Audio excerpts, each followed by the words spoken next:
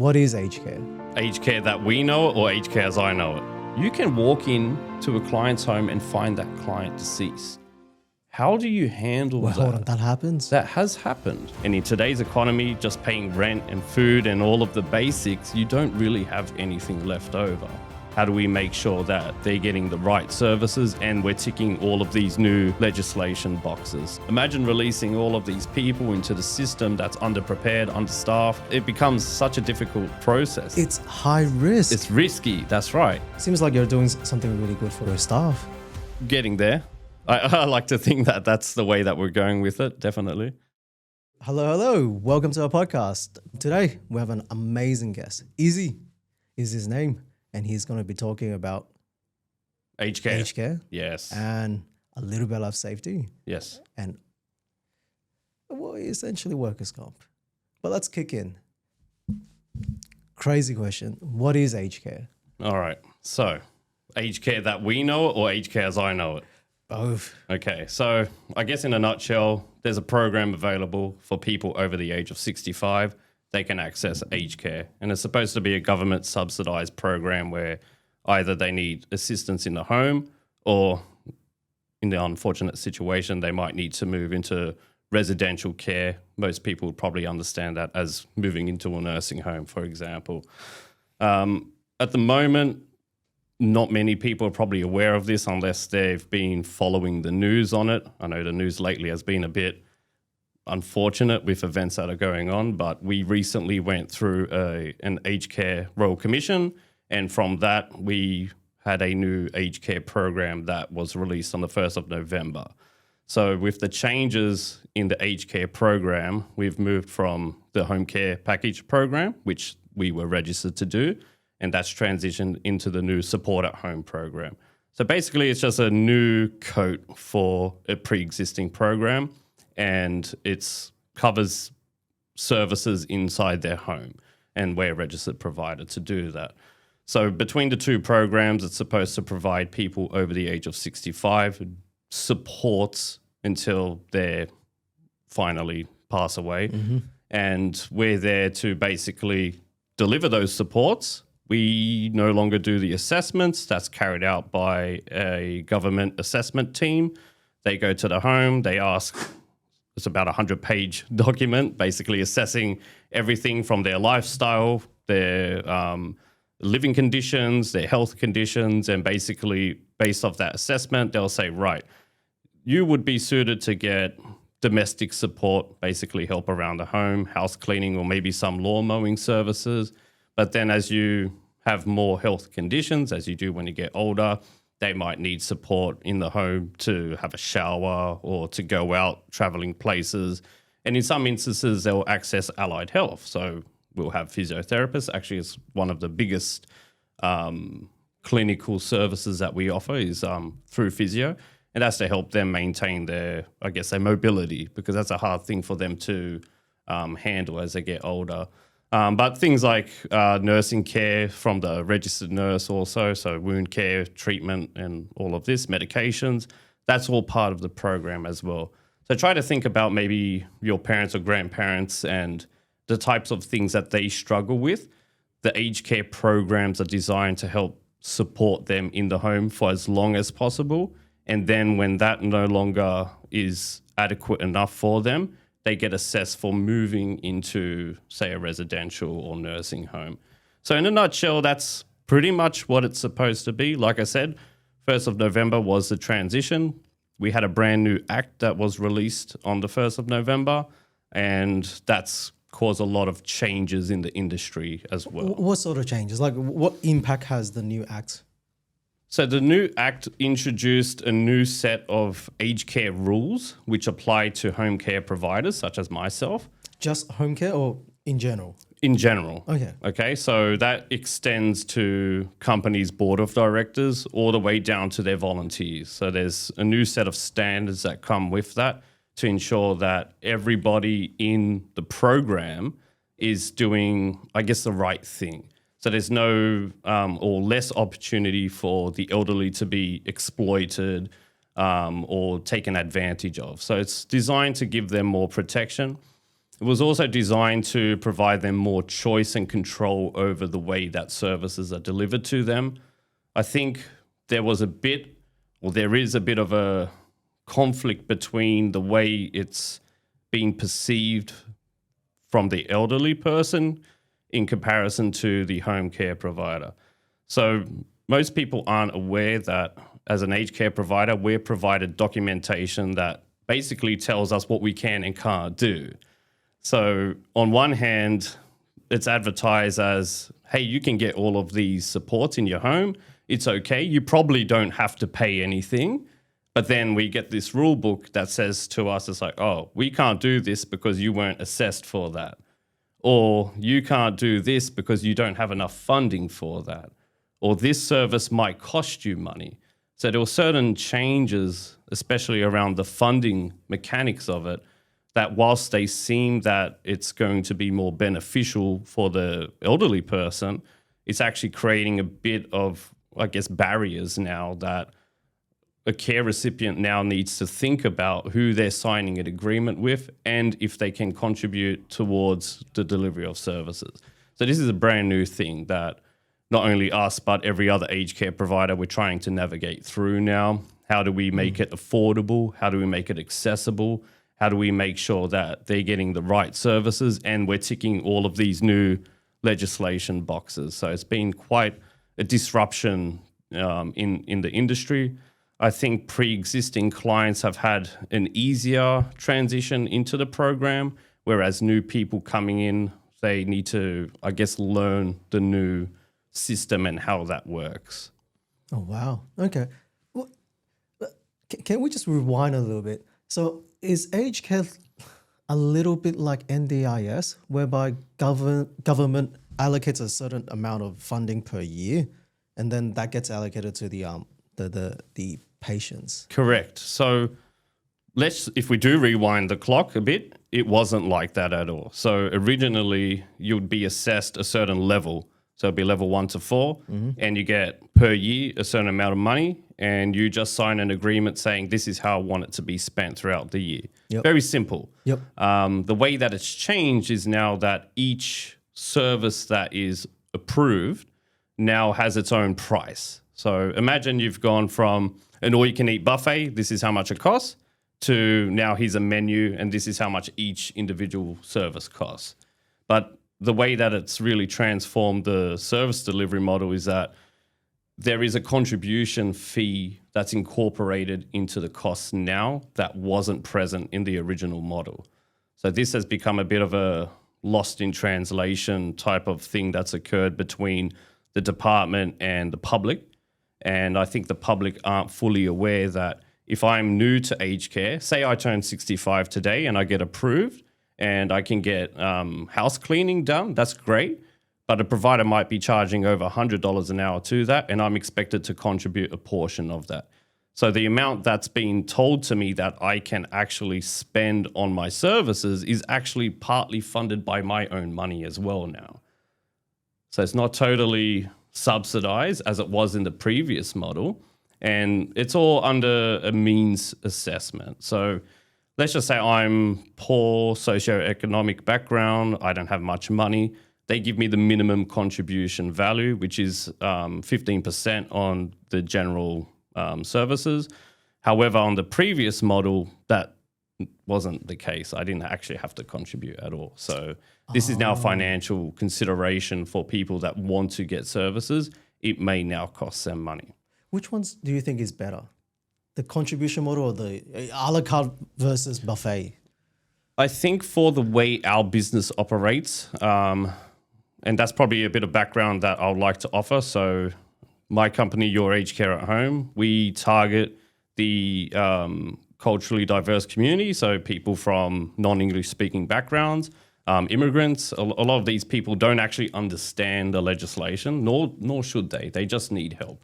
And the other group of people that we generally take care of are people that are financially disadvantaged. So they might not actually own their house. They might be in housing, for instance. They don't have family members that can contribute and pay for things, or they do, but they also don't have enough money to fund it. So they're coming to us. It's like, hey, it says on your website you can help us. So in the past, it was very simple where we could just take that package, we'll discount it, and we'll make it work. Now we've lost that, I guess, autonomy on their funding amounts to be able to do that. Now we need to look at what's been assessed and try to break it down in a way where they don't have to contribute as much. So there still is that element of contribution that's been included in the new act.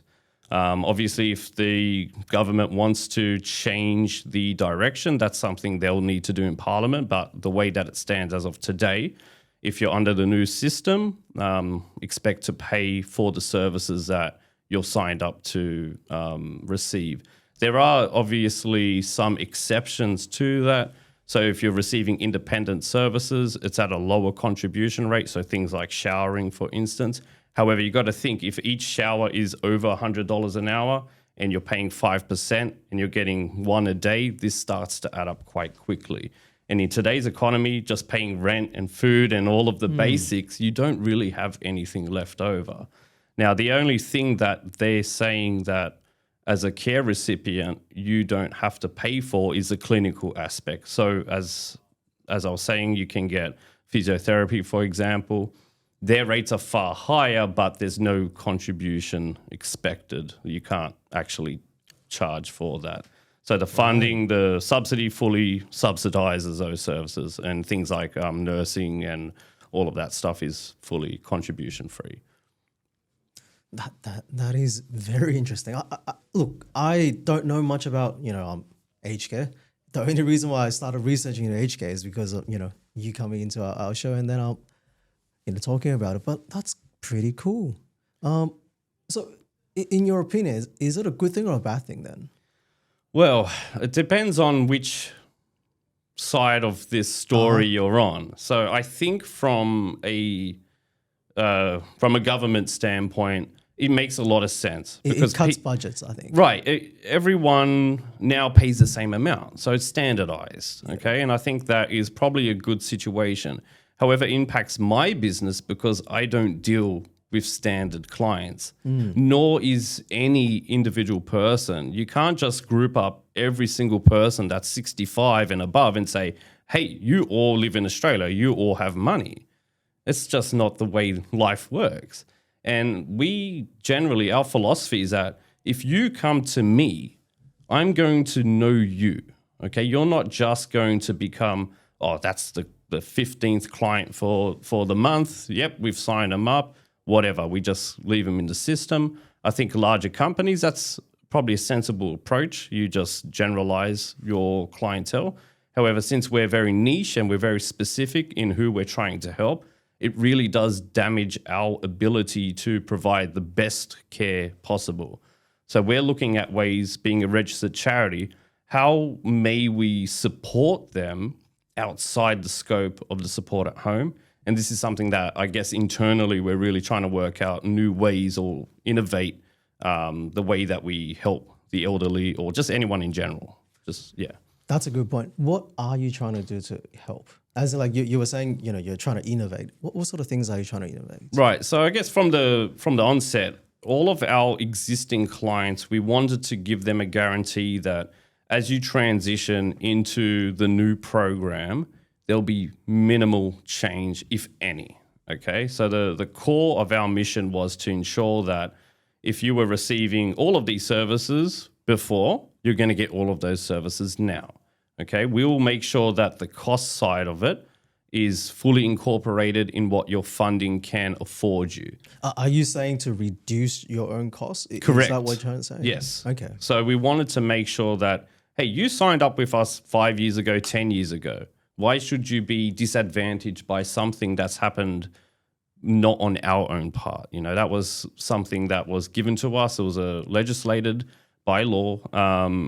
We, I guess, don't have any control over the laws themselves, but we can work within those parameters. So we wanted to make sure that our existing clients weren't impacted by this financially. I did hear stories where some companies had to reduce the amount of services that a client would receive because that would affect them financially.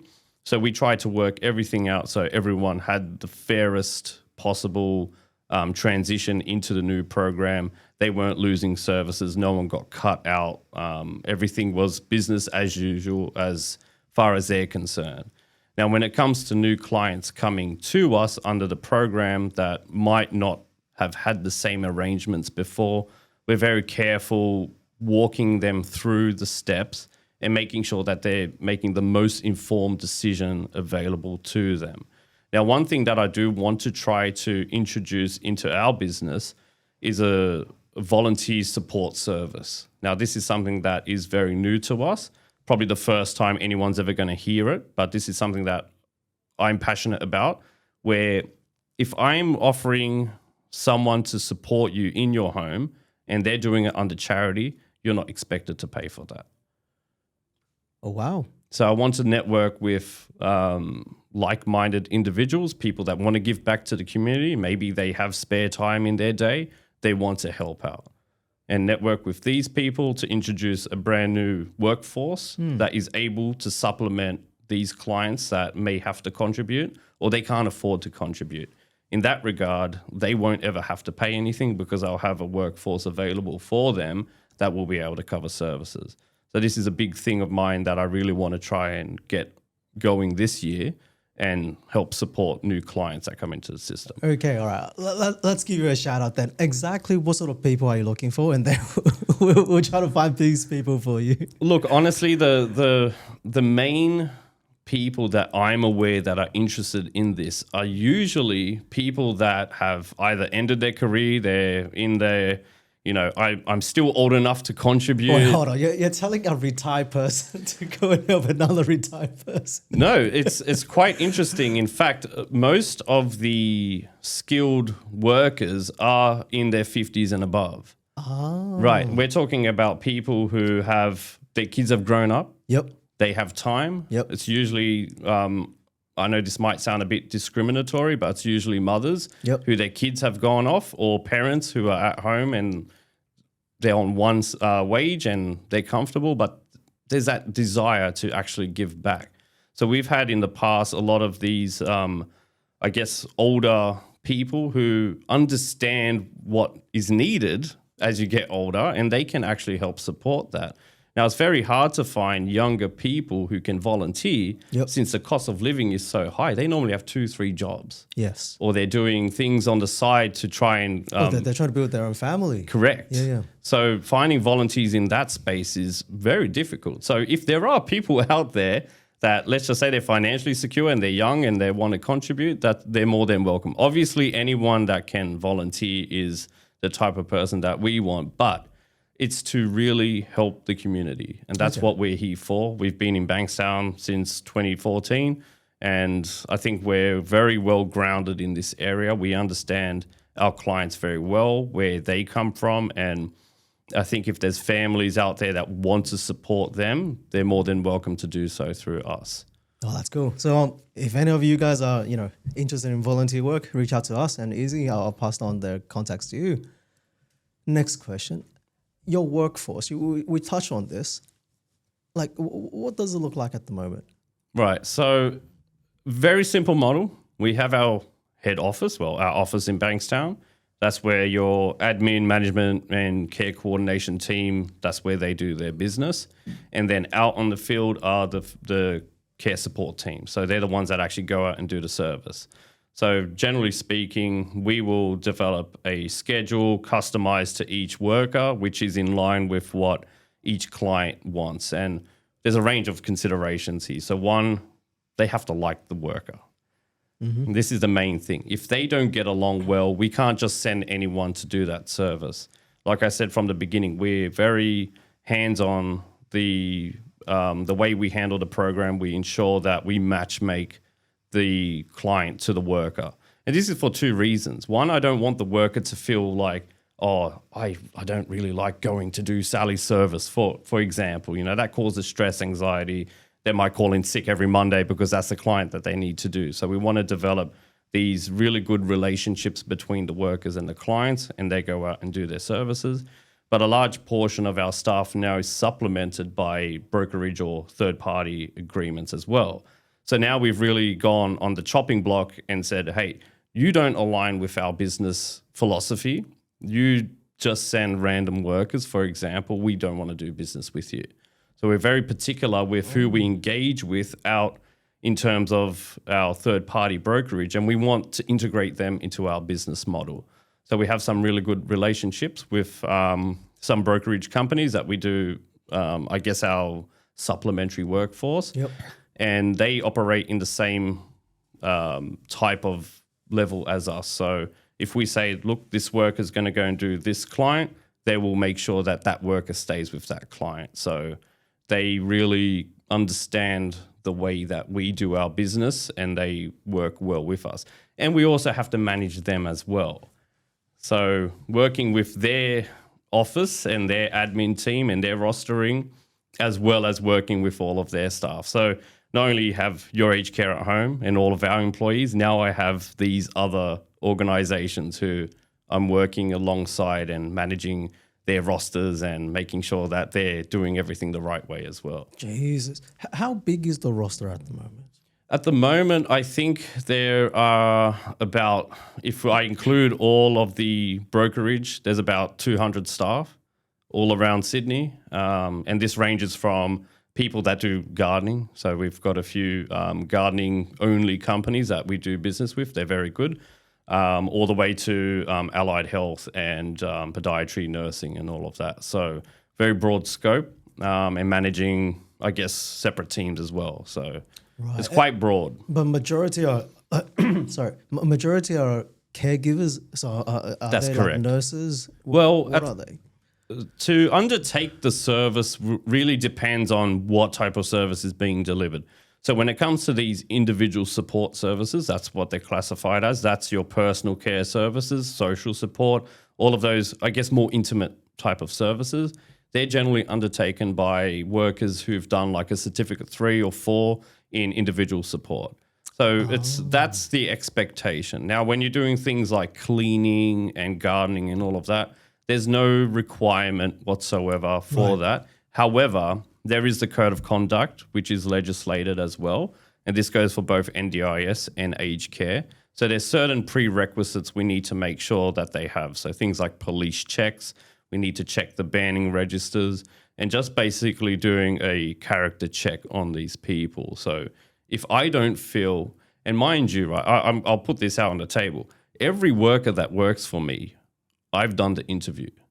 So it's not like I've got a HR that I've decided to offload that. As much as that might free me up, I want to make sure I personally trust that person because they're going out to do such an important service out there. I need to make sure that I feel that they align with our philosophy and our values. So besides that, if it's all clinical, then yes, obviously, if it's a nurse, you need to be a registered nurse. We need to see all of your licenses and certification for that. Wow, 200 people work for that. That's correct. That's insane. Yeah. That is insane. And look, okay, I guess, the topic of our podcast is injuries and safety. Like, what sort of systems do you have in place for workplace safety and injuries, like injury preventions?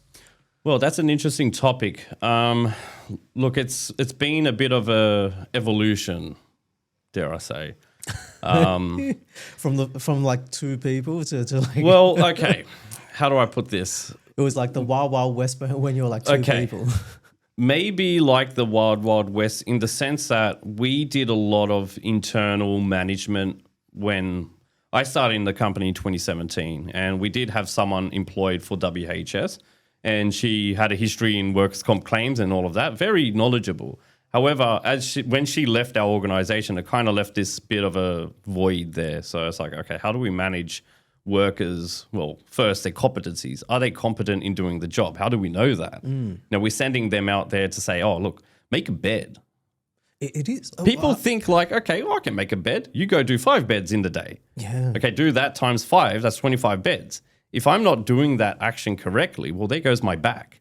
Exactly. It's high risk. It's risky. That's right. And people might not think at first, it's like, oh, well, that sounds like an easy job. But it's the amount of times you're doing repetitive actions. It's it's just RSI, but doing different tasks. Obviously, if you're not trained in doing it the correct way from the beginning, that risk increases. So I guess for a while, we didn't have too much around how do we manage this other than us visually watching them do the task. And we did start moving towards pre-health and pre-employment checks through another organization. But we weren't really doing much with that information. It's just like, oh, yeah, they said they can work. We'll just send them off to work. I think more recently, though, engaging with, say, AusRehab, for instance, we're looking at integrating early intervention programs into our organization, and that would involve things like corrective behaviors, modified and suitable duties plans, and referrals to other professionals. So generally speaking, it would be physiotherapy if it's a task or manual task. But the other side of it, which is the aspect that I think often gets overlooked, is the psychosocial hazards. Now, there's been a lot of talk about how do we improve our health and mental health and well-being, especially for workers that aren't in teams. So if you think of a support worker for a moment and you've got your roster on your phone and you're checking it out, it's like, okay, I've got 4 today, 3 tomorrow, 4 the day after. You're not checking in at the office. You're by yourself. And you're being exposed to different households with different environments, and there could be other family members in there as well. And as time goes on, without checking in on that person, you don't know how they're feeling, and you don't really understand what's going on inside the home. And this becomes a very big challenge when, go back to what we were saying, we have all of these staff out there, out in Sydney, doing services. How do we keep an eye on them? How do we check in on them? How do we gauge their health and well-being, not just physically, but emotionally and psychologically as well? Last year, we did do a trauma awareness training with a company called Blue Knot. Now, Blue Knot is, from my understanding, a very premier training organization when it comes to trauma. And we got all of our employees on that session. And this was to line up with the new standards that came out with the new act as well. Okay. So we thought, look, we'll get in front of the curve on this aspect, since we'd never done anything like this before. And this is really to help us understand, what does it mean to be a care support worker? You're dealing with people who they're getting older, they're deteriorating. You can walk in to a client's home and find that client deceased. How do you handle that? Hold on, that happens? That has happened. Because this is, if you think about the core of the program, especially home care, we don't necessarily want them to go to a nursing home. Mm-hmm. So I guess the goal here is to allow them to die peacefully at home. Now, this is such a interesting topic to think about. That is fair. We're dealing in a business or an industry that is an objective to ensure that they live to the time they pass away. Now, think about that. Okay, I've just dealt with all of these clients. Maybe I had my first death at work. How do I support that worker through that trauma? They might think they feel okay, but as time goes on, this can become a psychological issue for them. It can become a hazard. So understanding what the worker might be going through is fundamental as far as I'm concerned. If I don't know what it feels like, I don't know how to support them. So bringing this conversation back into the team to make it less taboo, to make it, I think the word I heard someone saying was to destigmatize these types of conversations where it's like, look, this is okay. This is what we have to deal with. This is part of the business, and learning how to have that empathy and how to deal with trauma and how to de-escalate ourselves and how to learn to become resilient and to feel healthy, and what are good activities to take to kind of make yourself prepared for these types of events that occur. So this becomes such a big topic when it comes to, say, if we go to workers' comp, yes, okay, you have the everyday run of the mill, I hurt my shoulder, back, elbow, right? These happen quite frequently, but it's the unspoken things. How do I talk about, oh, I'm not sure how I feel about this client that looks like they might be on the way out, you know? Wow. And you're being exposed to this quite often. If you're the main worker and you're seeing this deterioration, this could be something that you've never felt before, experienced before. But hold on, I'm going to push back on this. If it happens quite often, wouldn't they get desensitized then?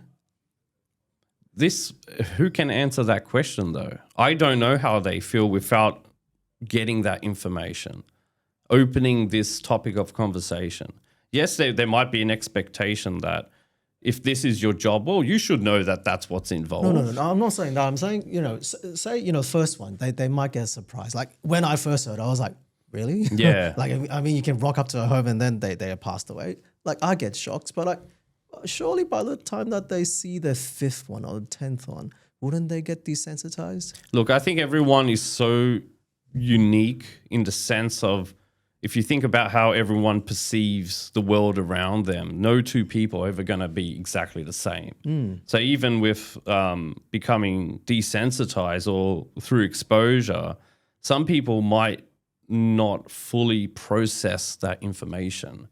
And it's very likely that if they're not doing that or they're not talking about it and they're holding that in, it's very difficult to understand, okay, you're my employee, and I want to make sure I know that you're doing well. It becomes a very difficult thing to gauge if that person can't vocalize that. So it's kind of like breaking down the barriers. It's like, it's okay to talk about these things. It's okay to come to my office. We'll close the door. We can have a debriefing.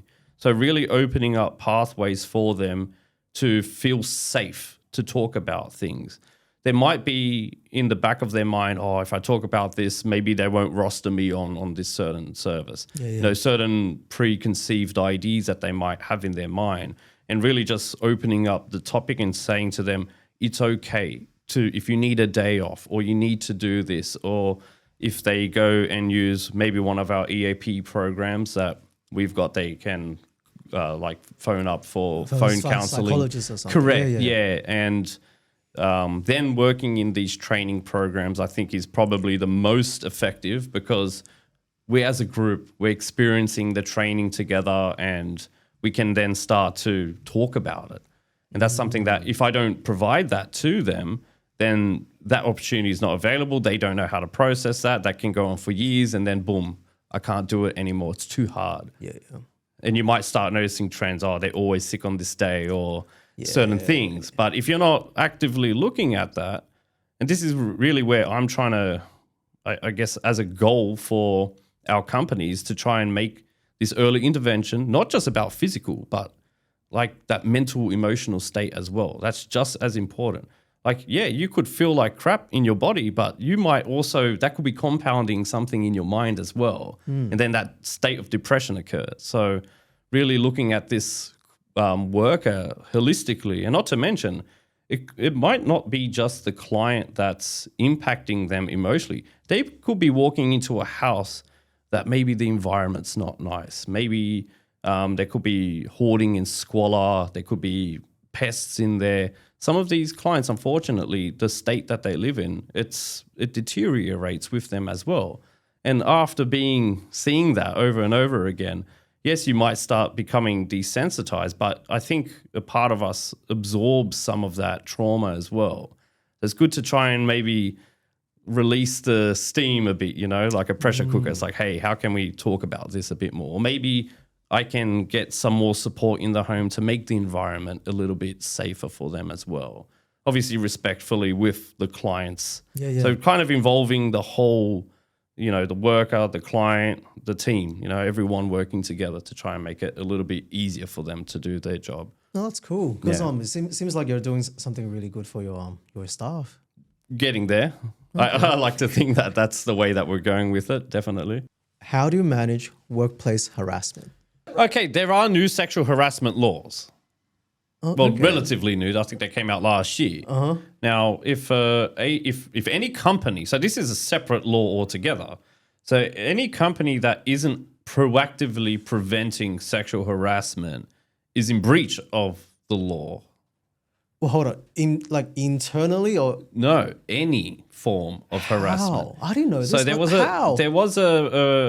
a audit done, or I think a complaint was put up against Baker's Delight, where customers were saying thanks doll and thanks love to the female staff there. And when the auditors were looking at that, they were like, oh, what training do the workers have when, they're being called these names? And like, oh, we haven't done anything. And they got written up for that.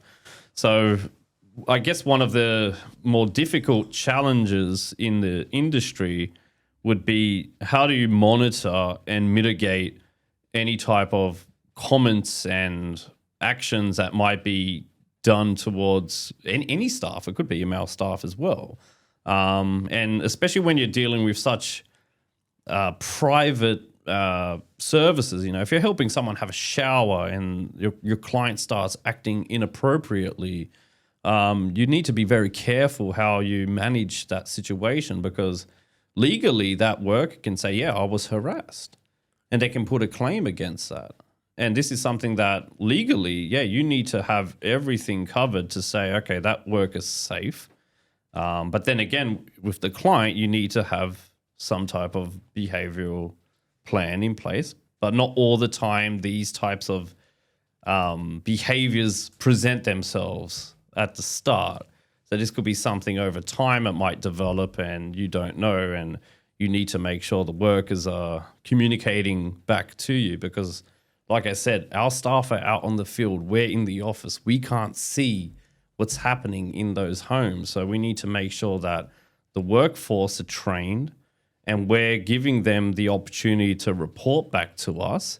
And obviously we're acting on those reports that come to us. Hold on. Can I just ask, because I'm actually ignorant on this, like, is the company liable if a customer harasses your staff? It would, by law, I believe the liability would fall onto the employer, because we've given them a job and the home becomes a workplace. So since they're in a high-risk work environment where we can't control every element inside the home, let alone behaviors from another individual in there, it might not even be the client. It could be the son. It could be a visitor. Maybe they have someone that comes there that's quite aggressive or violent, or if it's sexual harassment, all of that can occur in that home. And you have a worker by themselves, and you don't know what they're going to face when they don't even know what might happen when they go into a home. So it becomes a very, like I said, it's complicated in the sense that we can't always predict everything that's going to happen. I think education is the first step in really making sure everyone understands what they can and can't do. And if an incident does occur, we are following all of the incident reporting protocols that are available to us. Is it common, or is it like a relatively rare phenomenon? I think it might occur more than what we're aware. I think some workers might have a lot of strategies to mitigate those types of incidences that occur. So maybe there might be a inappropriate comment made by a care recipient to a worker, but the worker's trained and they know how to handle those situations. Therefore, they don't see that as harassment. However, from a third party perspective, they might look at that and say, hey, your worker's being sexually harassed here.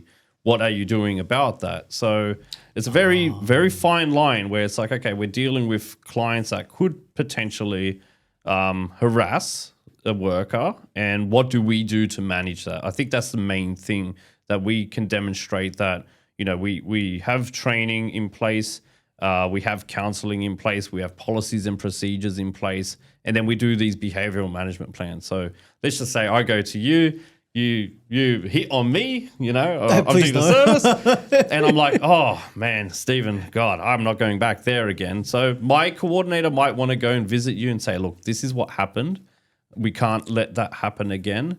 and then we do an incident report and an action plan from that. That's actually something that I've got an opinion on, because some people are just nicer than others, and then they'll be like, "Hey, darling, how you doing?" Right? That's I right. don't do Yes. that, but Yeah. I'm saying a Yes. lot of older gentlemen, they actually Correct. do that, and it's more of a sign of respect and I think this is where the education comes in, understanding where it becomes inappropriate. When does it cross the boundary, and really defining the boundaries? It's like, understanding it's like, hey, this client comes from this country. This is where matching appropriate workers really comes into place. that makes Because then we sense. understand it's like, hey, they're from this country or this background. These are their practices. This is what they do. like the French, like to kiss like 3-4 times. Right. Yeah, So yeah. now we start to document, and then we start to train the workers and matching them appropriately. So all of these risks start, you can't exclude them all, but we're managing every single aspect then. Right. So if without having that full picture, you can't really do any of that. And especially if I'm sending random staff in, they're not going to know. No, And yeah. the client's not going to understand. It's like, oh, okay, well, this person, they might think they're being harassed. So, yeah. But that also doesn't make sense, because some like one might interpret as harassment, the other person might not. And then Yes. imagine if I was the person getting a complaint for just being nice. Yeah. How would I feel? Yeah, yeah. Right? yeah. Like say, like, hey, Izzy, you look Yeah, great today. yeah, right? And yeah. then I get a bloody complaint that is saying, you have been, Yeah. what do you call it, on record saying Yeah. that, you harassed one of my staff. Yeah. Please stay out of my center or something like Yeah. that, right? That is very bad as well. Yeah. But then I don't know. I don't know what's right or what is wrong, but I think government intervening into that is probably not the best idea. I would agree with that statement. There's so much like legislation, there's too much of it now. And whether this is helping anything or just making it more difficult, that's, I guess, up to anyone's point of view. But I just think it's like, okay, there's so many boxes to tick now, and some of them, it's just like, this just makes life more difficult. It's not really solving any situation. Again, we're dealing with individual, unique people. You Just can't let just have one rule for everyone. Exactly. Yeah, Let the it doesn't people work. deal with it. Yeah. Like I'm very sure we're all adults. Most people are adults. I assume like 99% of the population is sane and normal. Yeah. Just let them deal with it. Yeah. It'll be fine. Common sense. That's what I think. Yeah. Okay. In terms of actual injuries, then, like, is then like aged care is known for being very, very, very labor intensive. Yes. And very, very hard work. Like, what is it like injury wise? I think they occur far more than what's reported. Far more. And I think that makes it's a risk. Any organization, you will have workers there that hypothetically, if they aren't able to, let's just say they get an assessment done and they say, all right, your tolerance for lifting has gone down to 2-3 kilos. And all of their services involve more than that. Looking for suitable work for them changes dramatically. And that can, in their mind, possibly think, okay, well, if I do this, I'm going to lose work. So I guess part of our business model is to try and work on early intervention and modified duties. So how can we make the task itself safe? So if things are causing them injury, maybe the way the task is being done isn't safe to begin with. So really assessing it down onto that task layer where it's like, okay, any worker that does this can do it safe, but just making sure that every service that we do in every house, it has to be customized. I can't say every bed has to be done a certain way because some people have hospital beds, some people have double beds, some people might not even use the bed. They might be on their recliner chair. It really depends on each client and their environment and the tasks that need to be done. And ticking off each one of those boxes and making sure that the work is fit and suitable to do that job. So I think there's a lot of aligning that we need to do, and probably every organization would need to do similar activity to try and really make the entire process a safe process. What's the highest, the riskiest 3, services that you guys carry?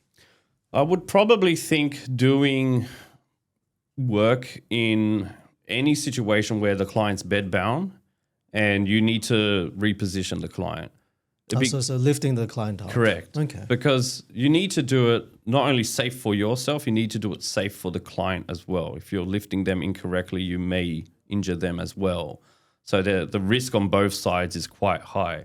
But I think a lot of the time, a worker might get very caught up in a specific routine. They learn a way to do a task and then start taking shortcuts.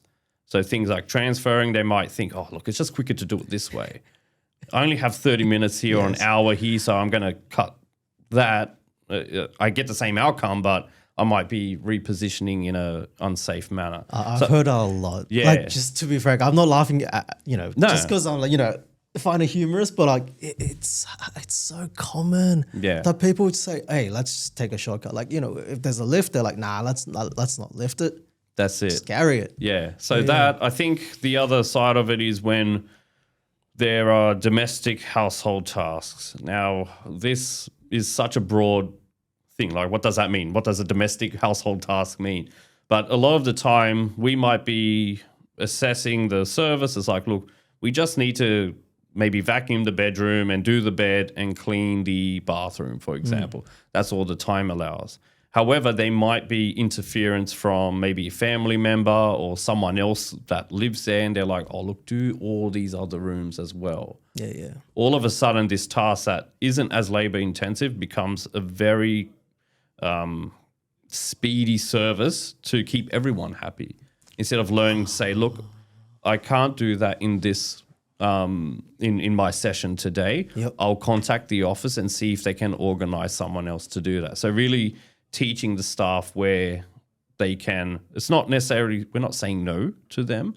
It's like, in my time, this is all that my time can afford, and to do it safely.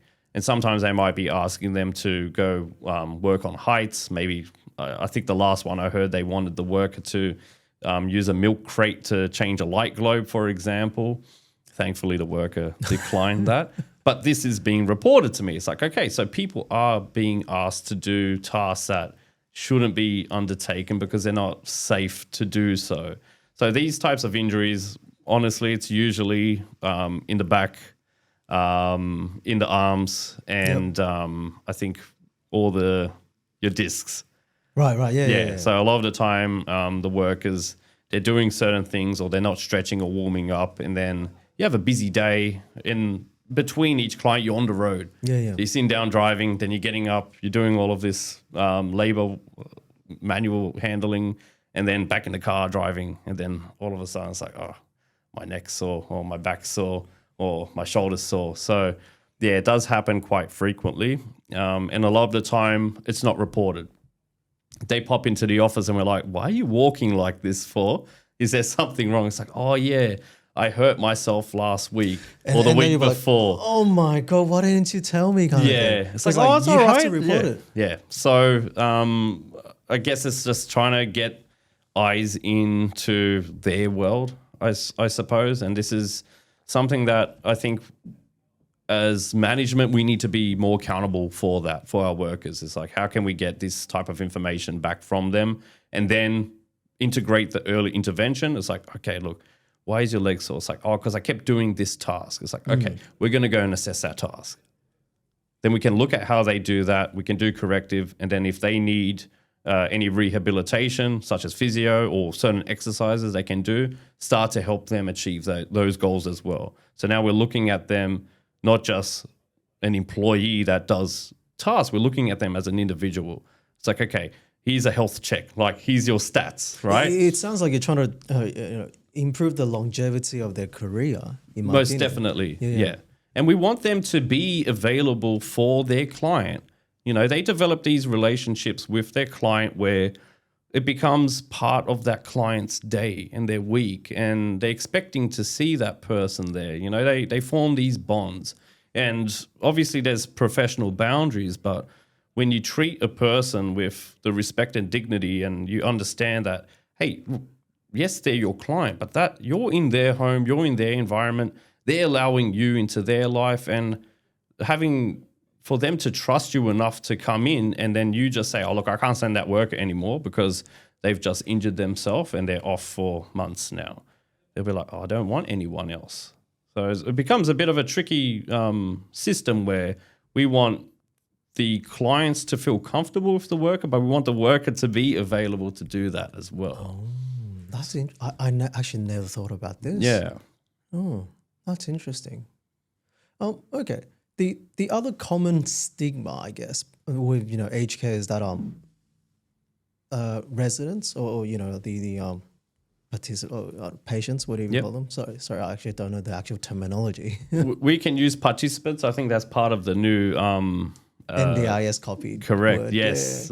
So, but we just call them care recipients. That's recipients. Fine. Yeah. Okay, that's a better word. In my opinion, that's a better word. There's always stigma that recipients do become violent, and then that causes a risk for your employees. Is that actually true, or is that just BS news? It's an interesting point because there is how do we describe it? A spectrum, a gradient. Okay. So imagine you go from white to black, and there's infinity shades of gray, right? This is every individual. 50 is not enough? No, 150. So if we think about each individual as being potentially as violent as possible, not everybody is in, it's not something that everyone often would have tendency to become violent. So there'll be triggers. There'll be certain things that might happen that might make somebody behave a certain way.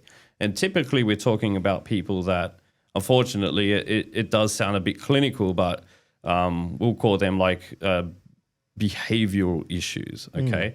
Now we're taking the person out of the equation and we're just looking at the behaviors. Now, if someone has the potential to have these types of aggressive behaviors, we would have to manage that with a behavior management plan. Now, the scope of how often this occurs, especially in home care, is very small. So typically when you see people that have behavioral issues, it's generally among the population of people that might have cognitive decline. So people that might be experiencing schizophrenia might be a common one. Now, typically, as someone, I guess, deteriorates cognitively, they might feel afraid in their home. They might feel confused. They don't know who you are anymore. There is a chance that they might react in a way that could be aggressive or perceived to be dangerous. Generally, in these situations, or clients that possess that type of cognitive decline are generally in a more suited environment. So they're typically in nursing homes. Yep. Now, I won't speak on behalf of the residential community. I know there's a lot of good companies out there that manage people with dementia and cognitive decline very well, and the staff are very well educated and they manage it perfectly, and everyone's treated with respect. Unfortunately, you do hear stories where maybe someone was tied to a chair or they were sedated, and this is just against the law. You cannot restrain someone like that without trying to calm them down. Now, when this happens in a home environment, which we have had in the past, certain clients, I wouldn't say that they have that level of cognitive decline, but they have been known to be aggressive. We can manage that because the worker going in there would have received training in how to deal with aggressive behaviors. Plus, we would have a strategy in place if the client starts to do that's like a warning sign. Okay, so if you start to see that, then this is the plan. This is the strategy. This is your de-escalation technique. So hold on. Who does these assessments? So I'm assuming like a psychologist or something, right? Generally, they look at the recipient and they say when they show these signs, GTF or like yeah. So typically speaking, if we get a referral, say from the hospital, it's like, hey, this client needs home care services, and they've been referred to us. There might be a behavioral plan there already from the hospital. Okay, so something might have happened in an episode, and they've been diagnosed, they've been assessed, and now they're going back home, and they've decided, look, it's a bit risky for them to be at home. They need supports, but they need professional supports. So we can take that documentation. They may have also been assessed by the department's assessment team with a plan in place as well. Now, in our organization, what we will do is get our registered nurse to take all of that documentation and then do a few assessments herself and then come up with a strategy in place. If there are people, let's just say they have an advocate or someone to speak on their behalf, normally we'll include everyone in the plan. So it's like, is everyone in agreement if the client does this? And if the client is cognitive enough to participate in that as well, they might be aware that they have these behaviors too. They can also agree. It's like, yes, if I do this, this is what we're going to do. So we try to involve everyone in the process. And then when the workers go there, we have a plan in place. That's cool. Yeah. Oh, wow. Okay. So in the grand scheme of things, that risk is actually very low for home care. Yeah, I think they stand out the most because the stories are much more impactful. Yeah. Now, I've heard stories of workers I've interviewed for home care. They used to work in residential and they've been chased by a client down the halls, or they're throwing chairs at them and things like that. It does happen.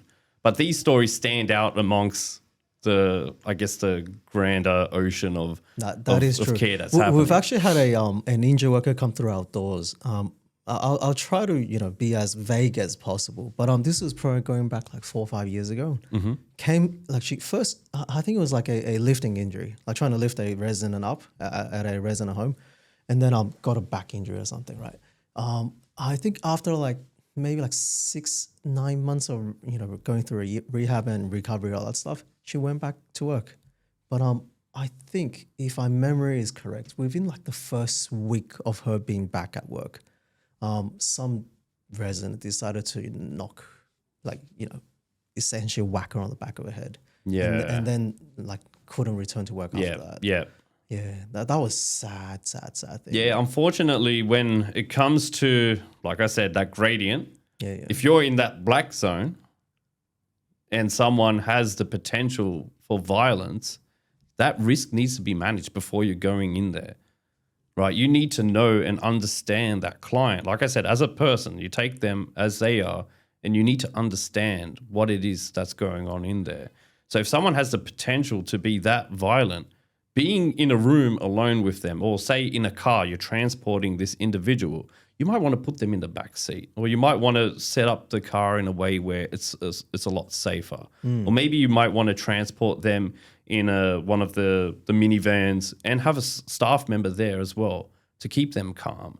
So there's certain things that I think every provider, whether it's in residential care or it's in home care, you can manage these things before they happen. You just need to be invested before taking on that person. Don't just say, yeah, I'll take you on as a client because I just want numbers and I'll take on anyone. And you're completely underprepared and undertrained, and you're not qualified to look after these types of clients. I try to make sure every single client that comes into the organization, we meet them first. There's no contracts. The first time we go out to see you, we're not bringing paperwork. We want to meet you. We want to see, just like when I hire a staff member, I want to see that you're the right fit. And if there's things that seem maybe a little bit out of scope, we'll discuss that beforehand in our office. We'll have a bit of a team talk about that and really try to understand. It's like, okay, can we do this? It's like, yeah, it sounds like we can. How are we going to do this? So we're really planning it out before we go even to signatures. Okay. Oh, wow. So if we think, look, this is too high risk, we might refer them on somewhere else and see if they can take care of that client. Are there providers for these specific high risk recipients? What's that? As in, you mentioned, that there are some people that are very high risk. Right. Yes. But are there other providers, as in aged care providers, Yes. that provide services specifically targeting these type of? No, that's an cohorts? interesting question. Specifically, not that I'm aware of. I think the way that the program's designed, it's very much, and I hate to say this, it's changing towards let's use fast food as an analogy here.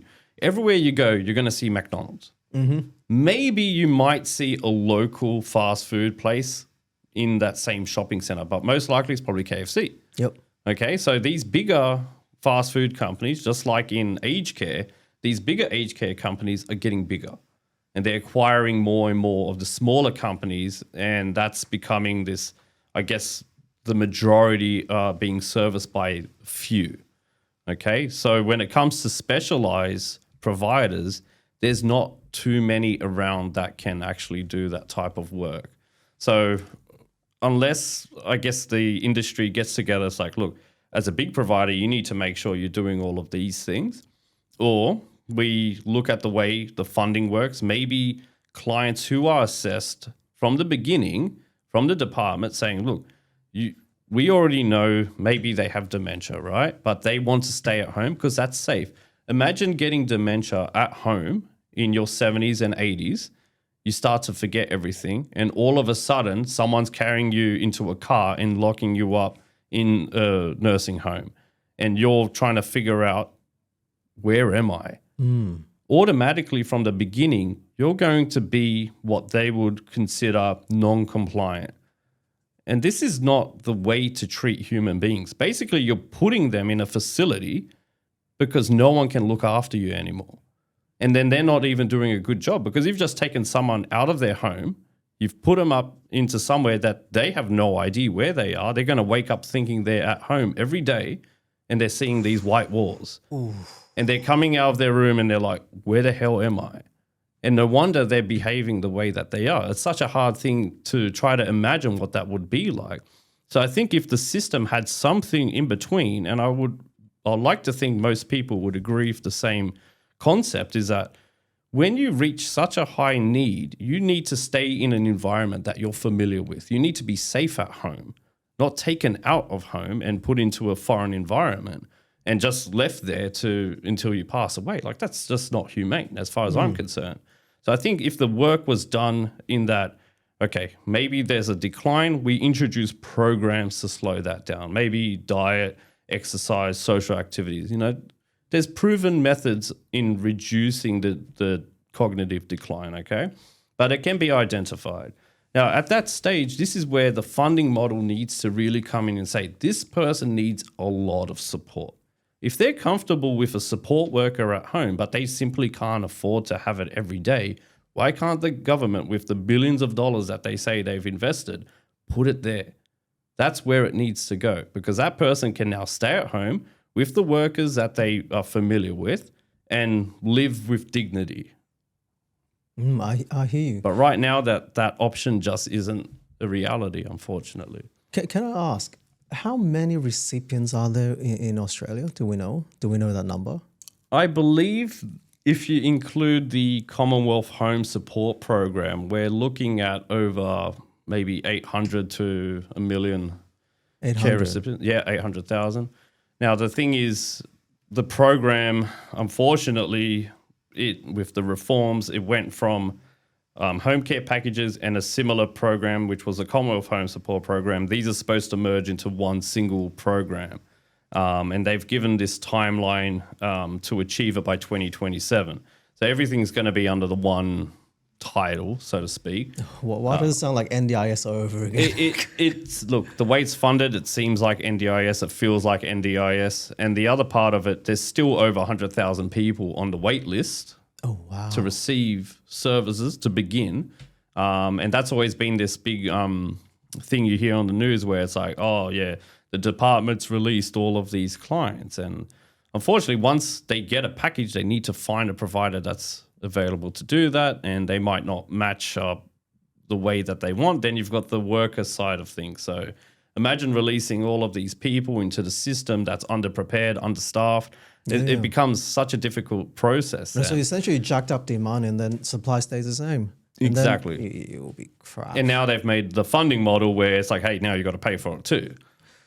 So they might not even want to sign up straight away because it's like, hey, that's a financial investment that I'm not ready to make. So, yeah. Well, I guess the counter argument to that is, you're spending a little bit of money so that you can get services. It's better than, not getting any services at all. Yes, as long as you've got the money in the bank. Correct. Yes. It's probably not great for, lower social economic areas, but I don't know. That's becoming a much the transition from wealth to no wealth is happening a lot faster than I think we realize. The cost of living, like the pension hasn't gone up, the rate of expenses. No, it hasn't. Right. No. And the amount that they subsidize the program as well hasn't risen at the same rate that the expenses cost. So ultimately, you're getting less and less and less as each year rolls on, because everything outside of you costs more, but what's being given to you roughly stays the same. It doesn't, And then the increase. kicker is the taxes keep going up as Oh, well. mate, that's a whole nother separate subject altogether. So essentially, they're taking more money. Don't kill me, but they're taking more money but spending less. Anyways, goals for your aged care for the coming year. Let's wrap up with that. That Okay, I think for our organization, I would really love to see a working model of early intervention and I guess some type of competency management system. Basically, we're taking the individual, the worker, and we're assessing them on what they can do as well as the environment that they're working in. So the environment section of this is like, here's the client's home. This is the client. This is what they do in their home. It could have behavioral issues, right? That needs to be assessed as well. How do I do my work safe in the work environment, right? And then we're assessing how they do that. Now, the moment something's triggered where they need that, I guess, referrals or they need to do training or whatnot, that then gets activated and we do like this nice feedback loop and we manage everyone like that. I would love to see that happen as a mechanic of, dare I say, preventing workers' comp claims and all of this from occurring. I don't think the way the system right now manages claims does it fast enough. I see far too often a doctor refers them, or actually they don't do a referral, they prescribe and they give them time off. In the time off, they're given a claim number and then weeks go by, they don't want to return to work, or it becomes very difficult to get them back in and taking care of the clients that the client wants the worker back. That's the thing. We need to get them still working and getting better at the same time. So working out a really nice system that really maintains that. Now, the other thing I think for the goal for the year, if we go back to the start, is really, I guess, activating this charity. Right? We have such a good potential. It's kind of like the seeds in the ground. We've put the water on there and we're going to grow that thing. So we really want to be able to offer the community, people that need support and services, to be there for them. And we'll help them get everything that they need. So I think those are the two main areas that we want to focus on. Really build up that charity arm, make things as best as possible for the elderly. And then making sure that the workforce is looked after and taken care of and really grow the business organically like that. We're not looking to become the next fast food giant, right? We want to be the competitor to them that for some reason McDonald's is wondering why is everyone ordering from there? What are they doing? And I'll just be sitting there. I'll be like, hey, look, I'm sorry, but this is what we do. And people will know that brand as being the alternative option. And I like to see it when clients say to us, it's like, look, we just came from this big company and they couldn't do this. Can you do that? And I love listening to their stories because it makes me think it's like, okay, how can I do it? That makes me feel like I can actually improve their lives. And I think that's the most rewarding part of doing all of this. It's just being able to be someone else that they can get help from. That's awesome. Yeah. Easy. Thank you. No worries. Pleasure talking to you. Likewise. And let's go for part 2. Let's talk about how aged care. Aged care. All right. The fundings of aged care. Funding of aged care. Let's do it. Thanks for watching. What an awesome episode. Like, comment, and subscribe. Let me know your thoughts in the comments below. Take care, everyone.